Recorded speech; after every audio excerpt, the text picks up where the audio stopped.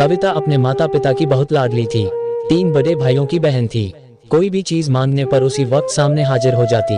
पूरे घर में रौब था उसका। पूरे परिवार और नौकरों पर राजकुमारी की तरह हुक्म चलाती थी कविता। स्कूल में भी पूरा रौब था उसका। बड़े घर की लाडली जो थी वह।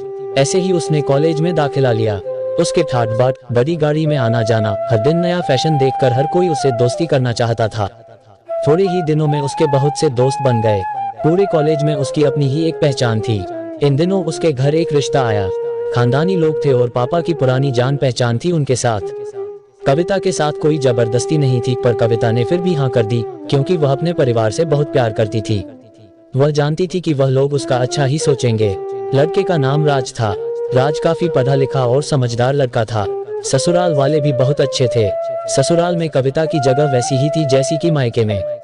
कोई भी कार्य कविता की सलाह के बिना नहीं होता था। सबकी लाडली बहू बन गई थी वह। फिर उसके घर एक बेटे का जन्म हुआ।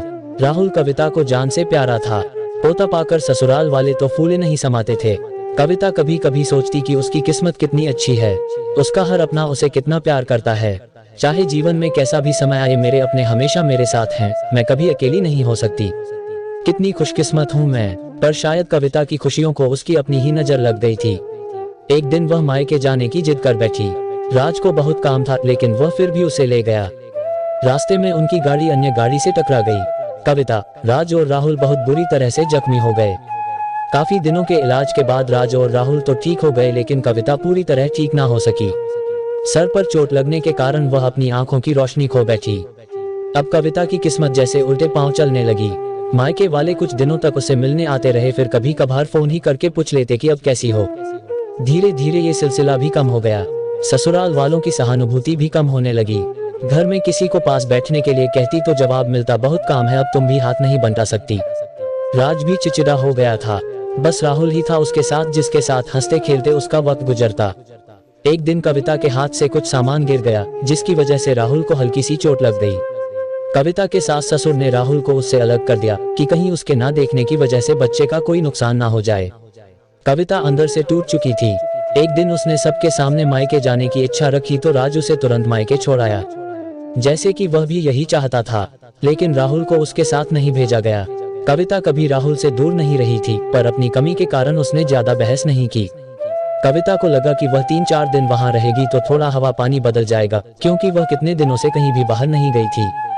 घर वाले भी इतने दिनों बाद उसे देखकर कितने खुश होंगे। कविता के घर पहुंचने पर सब लोग बहुत खुश हुए। खाने में सब कुछ कविता की पसंद का ही बना था। उसने अपने मम्मी पापा और भाई भाभीियों से दिल खोलकर बातें की। उनके छोटे छोटे बच्चे भी बुआ के साथ घुल मिल गए थे। रात को सोने के वक्त जब वह कपड़े बदलने लगी तो उसे पता चला कि उसका बैग तो बहुत भरा हुआ था। वह सब समझ गई। वह बहुत उदास हो गई। कुछ दिनों तक तो सब ठीक रहा, फिर जैसे सब बदलने लगा। सबका व्यवहार बदल रहा था। वह लोग जैसे थक चुके थे उससे। सब लोग घुमा फिरा कर पूछने लगे कि राज कब आ रहा है, उसे ले जाने। वह बहाना बना देती, जबकि वह जानती थी कि उस घर में अब उसके लिए कोई जगह नहीं। कविता से चलते वक्त कुछ न कुछ नुकसान हो जाता। थोड़ी बहुत टोकाटाकी उसे सुनाई देती, वह टाल देती। एक दिन उसके हाथ से लगकर एक कीमती फूलदान टूट गया। छोटी भाभी ने बहुत हंगामा मचाया। कविता के माता पिता रोज रोज के झमेलों से तंग आ गए थे। उन्होंने राज को खुद से फोन कर दिया। राज कविता को अपने घर ले गया। कविता को अपने परिवार वालों से ये उम्मीद ना थी। जिस कविता के कहे बिना घर में एक पत्ता भी नहीं हिलता था, उस घर के लिए वह बोझ बन चुकी थी। राज के साथ ससुराल आते वक्त वह बहुत खुश थी, क्योंकि वह अपने घर जा रही थी, अपने जिगर के टुकड़े राहुल के पास। परंतु यह खुशी भी कुछ पल की ही थी। सारा बंदोबस्त पहले ही किया हुआ था। कविता को सीधे ऊपर वाले कमरे में पहुंचा दिया गया। राहुल से दूर रहने की सख्त चेतावनी दी गई। एक कामवाली लता को उसकी जिम्मेदारी सौंपी गई, जो उसके खाने पहनने जैसी जरूरतों का ध्यान रखती। कविता ज्यादातर चुप ही रहती। कभी कभी कामवाली लता से थोड़ा बतिया लेती। उसके जरिए राहुल का पता चल जाता। सबकी लाडली बेटी और बहू सबके लिए लाडली से बोझ बन चुकी थी। हम आशा करते हैं कि आपको यह कहानी पसंद आई होगी। तो वीडियो को लाइक करें, शेयर करें और चैनल को सब्सक्राइब करें।